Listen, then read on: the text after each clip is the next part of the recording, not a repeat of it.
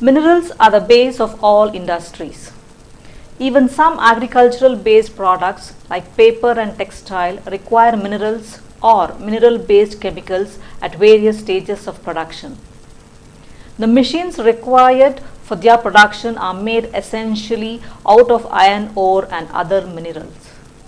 Thus, minerals and mineral deposits are at the foundation of industrial development in any country. In India, overall, material consumption has remained low. However, metal ores and industrial minerals use grew by 8.6% each year over the period from 1998 to 2008, which indicates that India is entering a rapid acceleration phase in its transition to an industrialized economy.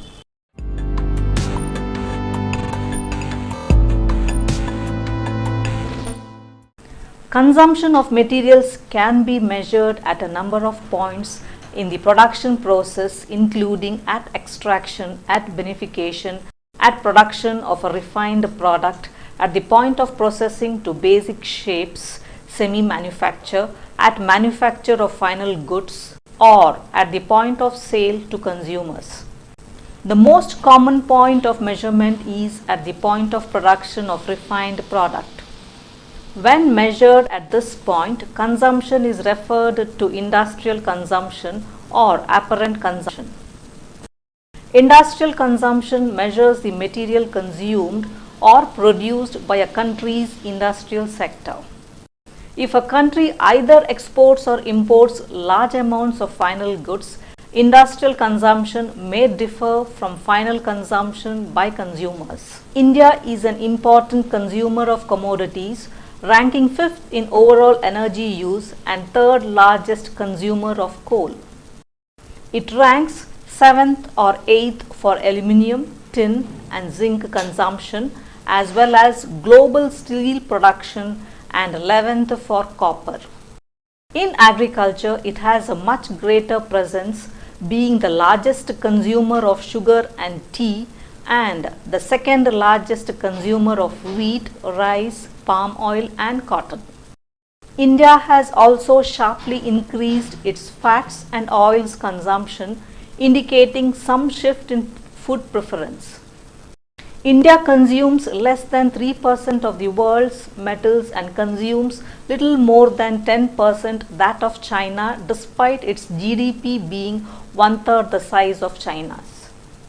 However, its growth of metal consumption has been relatively high, increasing at an average rate of 7% since 1992.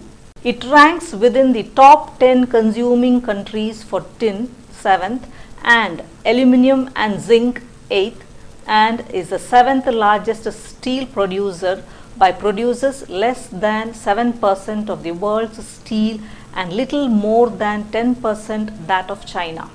Essentially, all of its iron ore needs and exports about half of its iron ore output. India is the world's 5th largest energy consumer but uses less than 4% of the world's primary energy. Energy demand has grown at a rate of 4.6% but has remained moderate in recent years. India uses coal for more than half of its energy needs and is the world's 3rd largest coal consuming country. However, it uses only 7% of global output. Coal demand grew an average 4.1% between 1990 and 2003, while electricity generation grew at a rate of 6.2%. India is the sixth largest oil consuming country but consumes less than 4% of the world's oil. India's oil demand grew at an average rate of just 5% over 1990 to 2005 period, also below the pace of economic growth.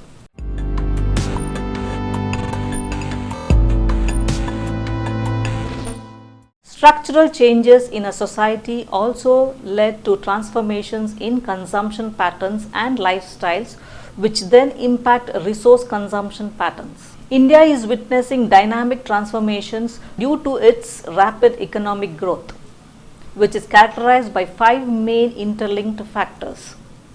These factors act as drivers of demand and have a strong impact on resource consumption.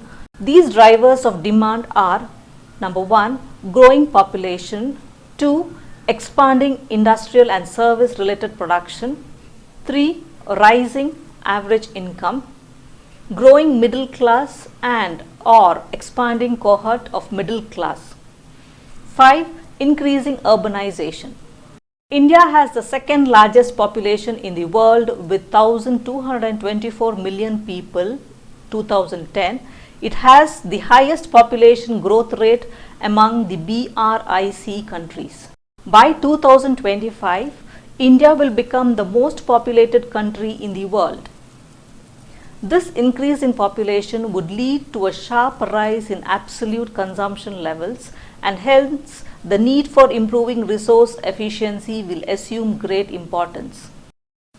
Due to the high saving potential in populous countries and the opportunity of changing the development path towards a resource efficient economy, addressing resource efficiency in India makes perfect sense. Although the agricultural sector is still dominant in terms of employment, the industrial and in particular the service sectors are increasingly contributing to employment and to GDP. In 2000, the agricultural sector still contributed nearly 1/4 of GDP, but its share fell to around 14% in 2011, UN Stat 2013. In contrast, the service sector is contributing increasingly to GDP, accounting for 58% in 2011.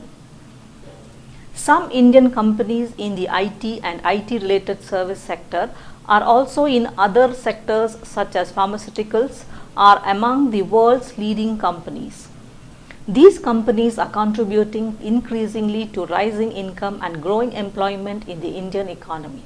India has demonstrated faster and more stable growth than most other countries with an average GDP growth rate of 8.28% in the period from 2004 to 05 to 2011 to 2012. India has been considered an emerging economy. Ministry of Finance 2012. In 2010, India's GDP ranked fourth after that of the US, China and Japan, World Bank 2012.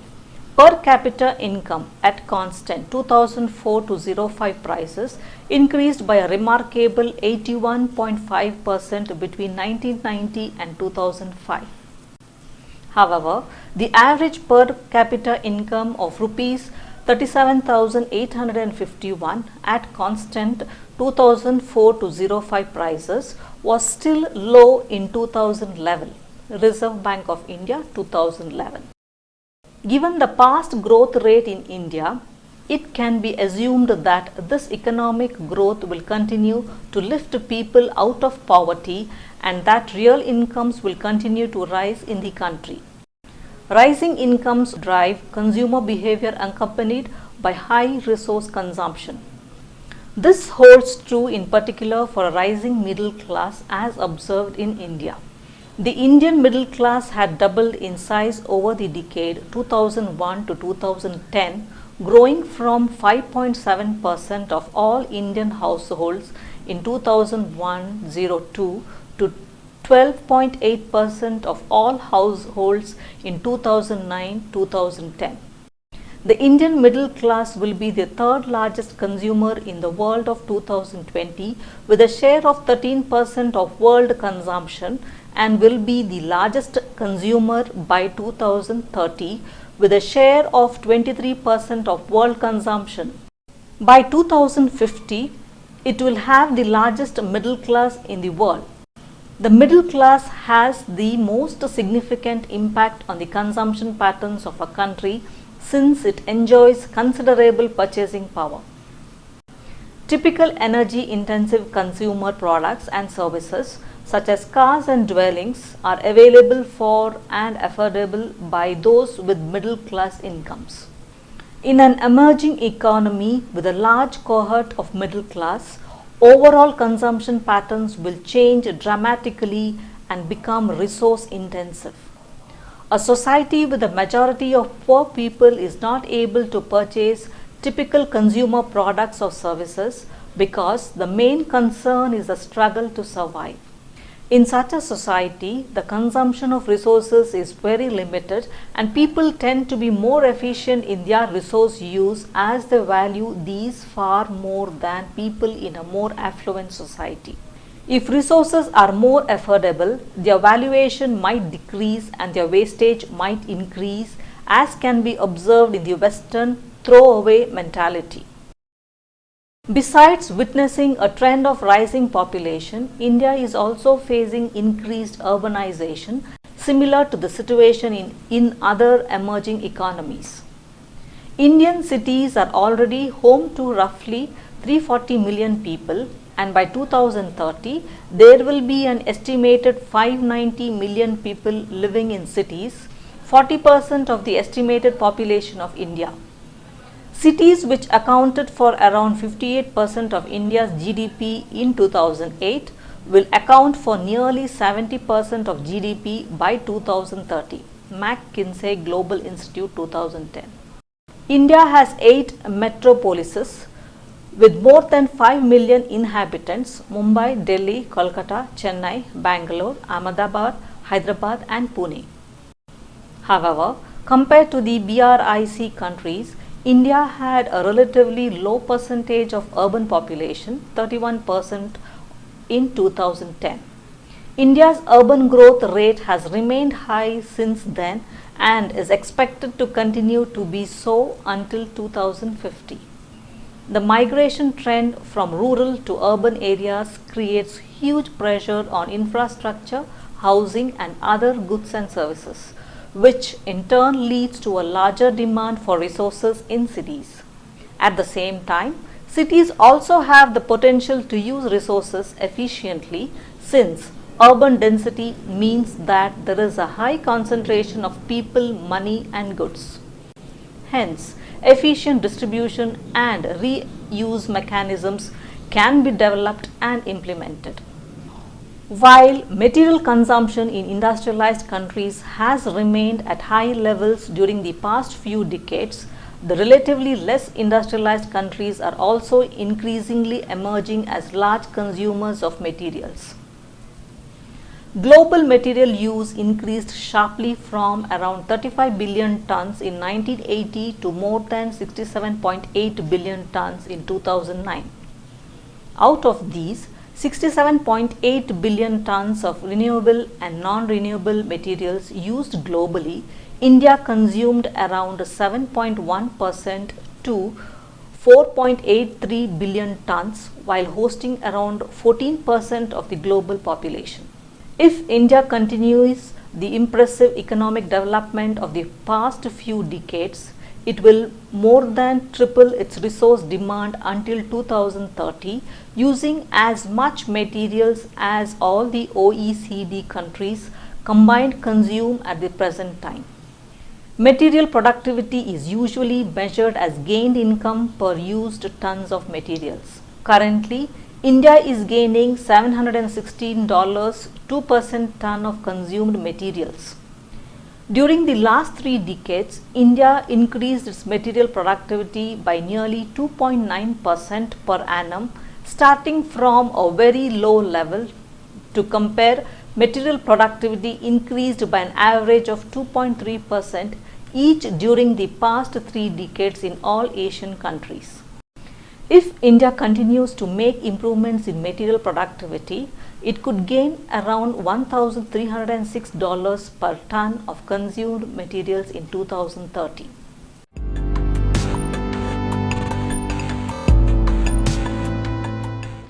India is one of several developing countries taking off competing with the other emerging economies with high consuming industrialized countries to gain access to more resources. Generally, all countries increase pressure on the natural environment, ignoring natural limits and being incapable of distributing advantages and burdens internationally in a fair way other than the manner in which the market mechanism currently does. In other words, the sustainable use of natural resources is back on the international development agenda, and India has to prepare itself for the future.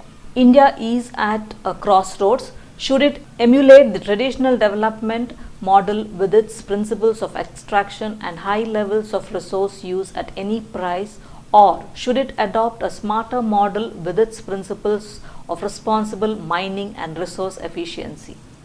India should look at resources in a comprehensive way and seek to improve the efficient use of energy, raw materials and other natural resources, must have more options for further economic development, become more competitive, reduce dependence on imports and help mitigate other environmental and social problems. The key is to address the business dimension of using materials, energy and water and of processing food. Given that resources have and price expectations are generally upwards, businesses do have incentives to undertake manufacturing at the lowest possible material costs. It may be assumed that a majority of manufacturing companies have strong incentives to engage in efforts to save material purchasing costs. They need to make resource efficiency a core element of their strategy and business models. Early barriers are lack of attention, information deficit, absence of financing, and certainty about future demand. Many of these early improvements will be on site at the level of individual companies and at the level of incremental process innovation rather than address the entire cycle of products or material flow systems. Given that most business operations are value chain oriented, it is increasingly good management to monitor the flow of materials along value chains and to establish material stewardship whereby products could be reused and recycling offers tangible benefits. The resource nexus offers potential benefits of reducing operating costs through improved internal management of water, waste, energy, materials, carbon and hazardous materials in an integrated manner. Indeed, this can and should be combined with efforts to reduce environmental impacts. While these strategies will improve the return on capital, other strategies can improve growth and contribute to better risk management.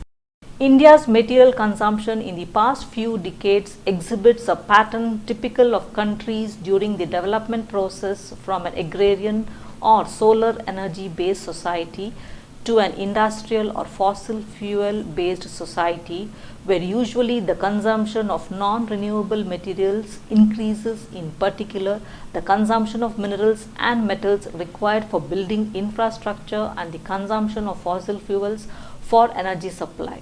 India can be considered as a country in the first stages of transformation with a high share of biomass consumption, reflecting the high share of the rural population working in agriculture. Typically, the demand for minerals and metals is exceptionally high when countries construct large parts of their infrastructure. This is currently happening in India, where not only buildings but also the transportation, communications and supply infrastructure have been built up in a short period of time.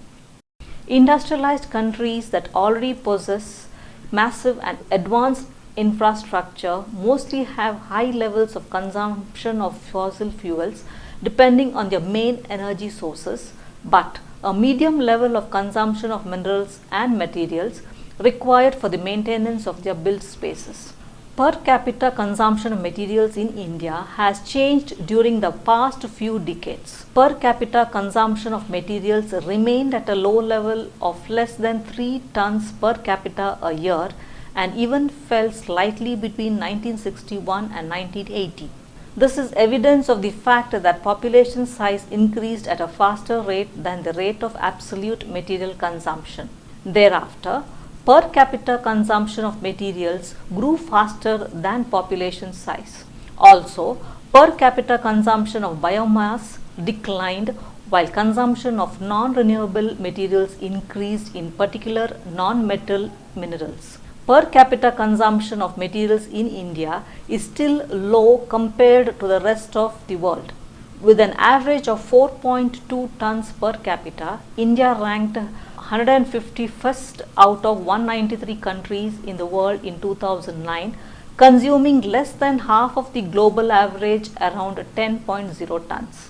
The greatest increases can be found in the consumption of non-metal minerals, while the absolute consumption of biomass has stagnated.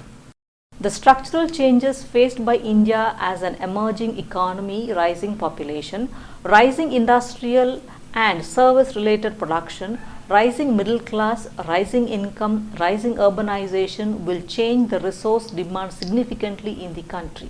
The need for food, water, energy, minerals and metals will clearly increase in the coming decades.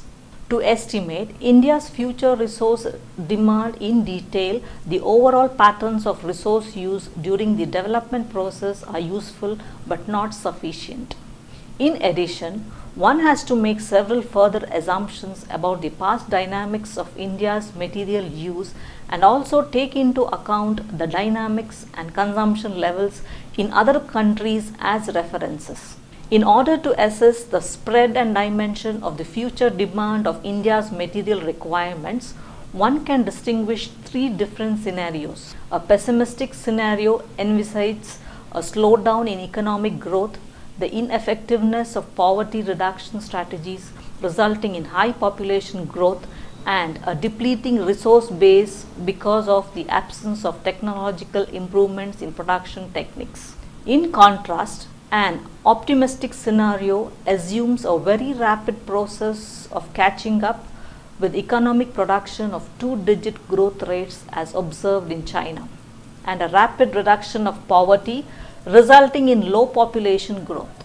In between the two extremes is a third scenario which uses projections of economic development made by the Government of India linked to some improvements in poverty reduction. In order to assess the nature and scope of the required materials, no resource constraints will be assumed in the optimistic and medium scenarios.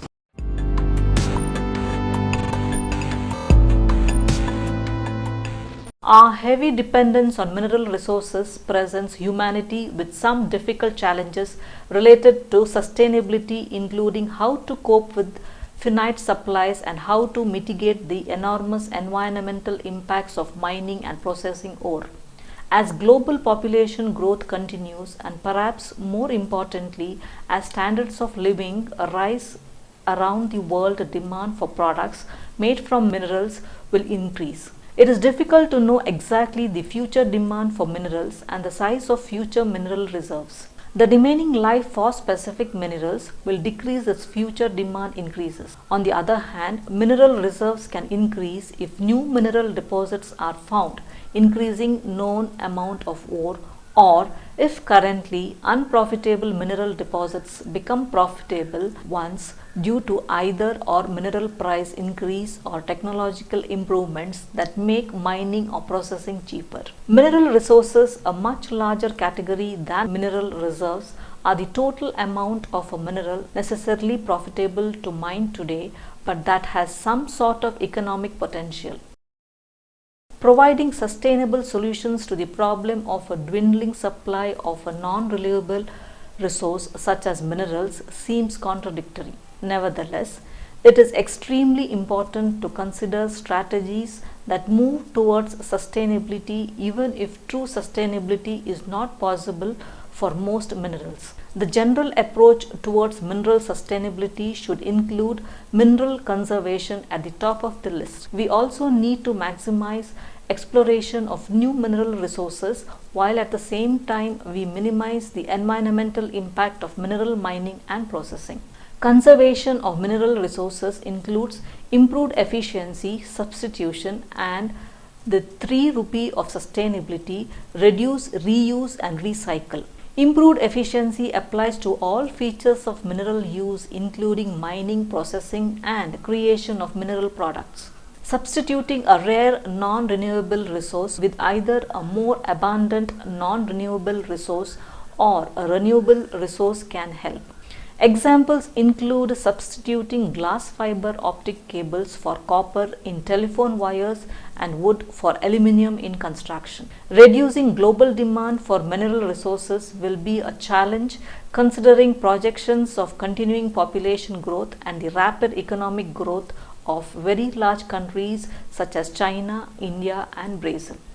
Historically, economic growth is intimately tied to increased mineral consumption, and therefore it will be difficult for those rapidly developing countries to decrease their future demand for minerals. In theory, it should be easier for countries with a high mineral consumption rate such as the US to reduce their demand for minerals, but it will take a significant change in mindset to accomplish that. Technology can help some with some avenues to reducing mineral consumption. For example, digital cameras have virtually eliminated the photographic demand for silver, which is used for film development. Using stronger and more durable alloys of steel can translate to fewer construction materials needed.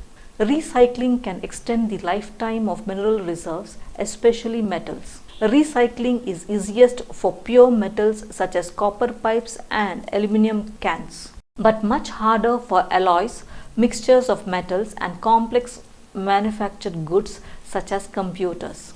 Many non-metals cannot be recycled. Examples include road salt and fertilizer. Recycling is easier for a wealthy country because there are more financial resources to use for recycling and more goods to recycle. Additional significant benefits of mineral resource conservation are less pollution and environmental degradation from new mineral mining and processing, as well as reductions in energy use and waste production. Because demand for new minerals will likely increase in the future, we must continue to search for new minerals, even though we probably have already found many of the easy targets, that is high-grade ore deposits close to the surface and in convenient locations.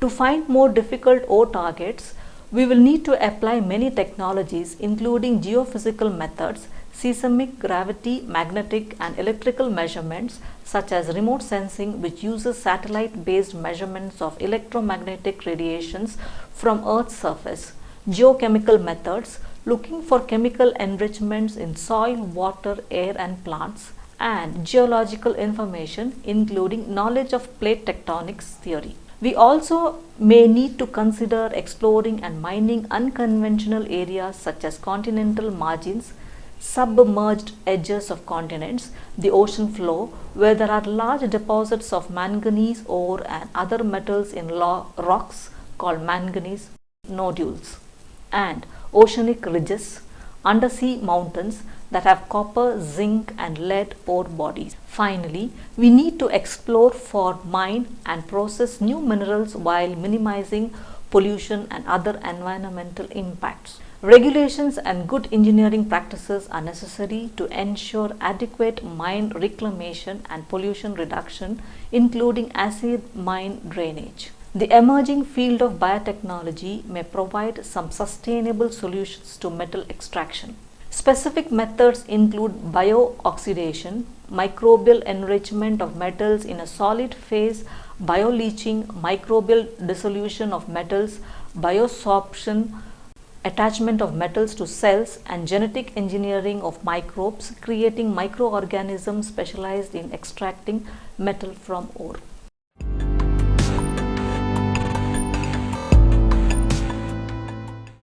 Over the last 2 decades, India has witnessed strong economic growth mirrored in a gradual shift from agricultural to industrial and service sector production, a rising middle class, increasing urbanization and large-scale infrastructure development, which have contributed to eradicating poverty. This rapid economic growth has been achieved through the extensive consumption of resources, particularly biotic and abiotic raw materials like minerals, metals, fossil fuels and biomass. The trends will continue in the future, and thus decoupling of resource consumption and economic growth is required.